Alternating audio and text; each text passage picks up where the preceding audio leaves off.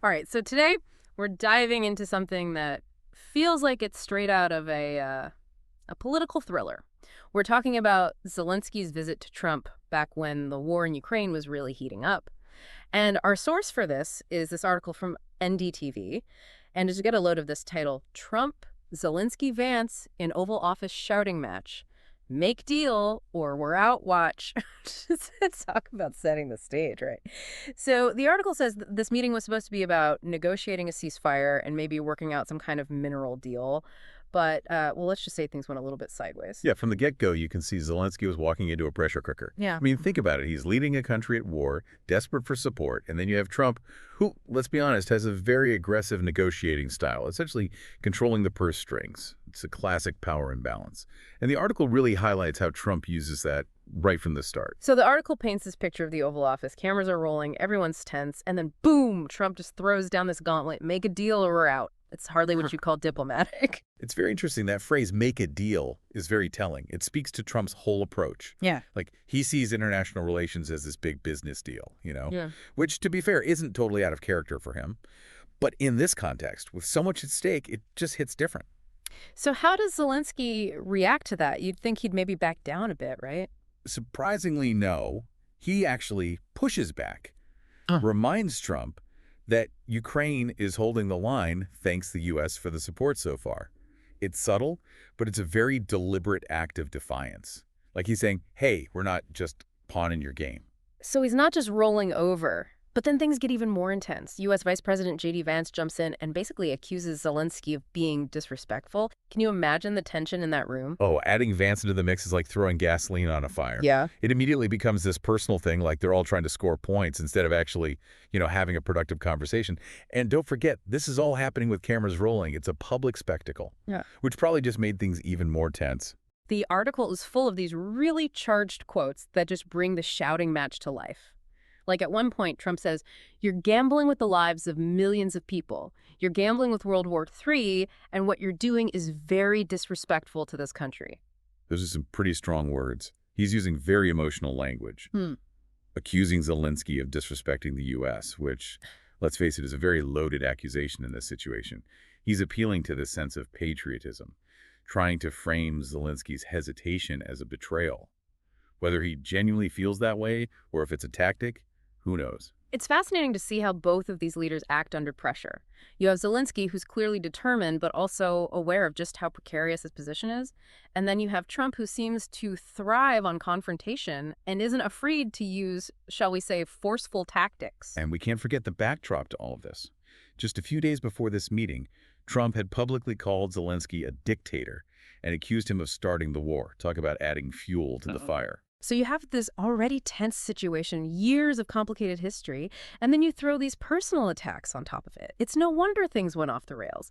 But there's this weird moment in the article where Trump says, this is great TV. It's almost like he's not taking any of this seriously. That is classic Trump. It's like he doesn't see the difference between politics and entertainment. Like this high-stakes meeting with potentially global consequences is just another reality show to him. I wonder what Zelensky was thinking at that moment. But the tension doesn't last long, does it? No, unfortunately not. The article describes how Trump starts speaking to Zelensky in this very scolding tone, insisting that he needs to call a ceasefire, even going so far as to accuse him of not wanting a ceasefire at all. Which makes you wonder, what was Trump's goal here? Did he really believe Zelensky was dragging his feet, or was this all just a tactic? It's hard to say for sure. But painting Zelensky as the obstacle to peace would definitely play well with a certain segment of the American public. It reinforces this image of Trump as the strong leader, the one who wants to end the conflict while everyone else is holding things up. So we've got this incredibly complex situation, a war with global consequences, two leaders with very different personalities and approaches, and it's all playing out in front of the cameras in the Oval Office. And it's about to get even more heated, because Zelensky doesn't just sit there and take it. He fires back with a pretty pointed suggestion. He basically says, hey, if you want to talk about ceasefires, maybe you should talk to some of your predecessors. Yeah. And that's when things really go off the rails. Trump brings up Biden. Yep. Right there in the middle of this meeting with a foreign leader, he launches into this whole rant about how Biden is Not a smart person. I mean, I know they've had their differences, but to bring that up here, it's just so unprofessional. Totally. It makes the whole meeting seem less serious and just reinforces that image of Trump as someone who puts personal grudges ahead of, well, everything else. And practically speaking, insulting the former president probably isn't a great way to build trust with Zelensky. No kidding. Makes you wonder if he even wanted to find a solution at that point. Was he more focused on scoring political points back home than on helping end the war? That's a tough one. It's possible he saw those two things as the same, you know? By acting like the tough guy, the one calling everyone out, he appeals to his base and reinforces this strongman image. So the Biden comment probably didn't help, but the article mentions that Trump then compares his own support for Ukraine to Obama's, saying that he gave them javelins while Obama just gave them sheets. It's an interesting comparison. On the surface, it just seems like another dig at his predecessors. But it also shows how much Trump wants to be seen as the one taking decisive action, giving actual military aid, not just humanitarian stuff. He really seems fixated on this idea of strength. It's a big part of how he talks, both at home and on the world stage. Absolutely. He's constantly pushing this narrative that he's the strong leader, the deal maker, the one who's not afraid to act. And that comes through in everything he does, from speeches to, well, tactics like we're seeing in this meeting. But even with all this talk about strength and power, the meeting doesn't end with Trump getting what he wants. Nope, not at all. The article says the meeting just falls apart without any kind of agreement. Zelensky walks away empty-handed, and that mineral deal, which we haven't even gotten into, seems to be dead in the water. So after all that drama, all those accusations, there's just no resolution. Kind of anticlimactic, isn't it? Definitely not the ending you'd expect after such a theatrical meeting. But it does show that aggression and intimidation don't always get you what you want, especially not in diplomacy. Sometimes they can even backfire. And then just to add insult to injury, the article says that after the meeting, Trump goes on Truth Social and criticizes Zelensky even more, saying that he's not ready for peace and disrespected the U.S. That's pretty telling. It shows that Trump doesn't just want to dominate the conversation in the room. He wants to control how it's perceived afterward, too. He's framing the whole thing in a way that makes him look good, making Zelensky seem unreasonable while he's the peacemaker who got unfairly rejected. He's basically rewriting history in real time, controlling the information, shaping public perception, making sure he comes out on top no matter what actually happened. It's a pretty masterful use of media and PR, even if it's a bit cynical. And it reminds us that these high-level meetings are never just about what's said in the room. There's a much bigger political game going on. So we've got this incredibly tense meeting, no deal, and then Trump goes on social media to criticize Zelensky even more. What happens next? What are the consequences of all this? Well, on a practical level, it probably hurt the relationship between the U.S. and Ukraine even more, and at a time when they needed to be united. It also reinforces this idea of the U.S. as an unreliable partner, which could have consequences all over the world. It's a pretty sobering thought. This meeting was supposed to be about finding peace, and it seems like it only made things worse. It's a good reminder that diplomacy is fragile.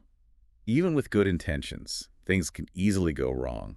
And when you add in clashing personalities, different goals, and political maneuvering, it's easy to see how things can go off the rails. So as we wrap up this deep dive into this Oval Office drama, what's the takeaway for our listeners? What should they be thinking about as they try to make sense of all this? For me, it's just how fragile everything seems. You know, you have these global powers, these massive issues, and it all comes down to these personal interactions, these moments where one wrong word or impulsive decision could have huge consequences. Yeah, it's a really good point. It really shows how important leadership is. I mean, not just making the right policy decisions, but also having the right temperament, being able to handle these delicate situations. It's also crazy how this one meeting kind of sums up so much of what we're seeing happening in the world, you know, like the rise of populism, people losing trust in institutions, social media being used to control the narrative, and of course, this constant threat of conflict in a world that feels more and more unpredictable. It's almost like a microcosm of the whole geopolitical landscape, isn't it? All these forces colliding in one room, playing out in this really public and dramatic way. And it makes you wonder what happens next. If this is how diplomacy works at the top level, is there any hope for actually solving these huge problems peacefully? It's the question, isn't it? It's easy to get pessimistic after seeing something like this. Yeah. But I think it's important to remember that even with all this chaos, there are still people working behind the scenes to find common ground, to encourage dialogue, to build bridges, you know? So even after a meeting like this where it seems like everything went wrong, there's still hope for progress. I think there has to be. The alternative is just too awful to think about. We can't afford to give up hope. We have to keep pushing for understanding, for cooperation, for a better way to solve these global problems. Well said. And on that note, I think it's time to wrap up this deep dive.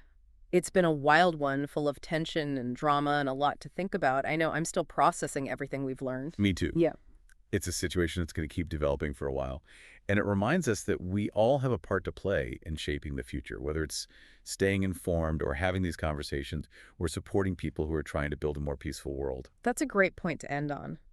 So, to our listeners, we hope this deep dive has helped you understand what's really going on in this situation and maybe even inspired you to think more critically about the challenges facing the world. And remember, even though it can feel overwhelming at times, it's so important to stay engaged, to stay curious, and to never forget that we all have a stake in creating a better future.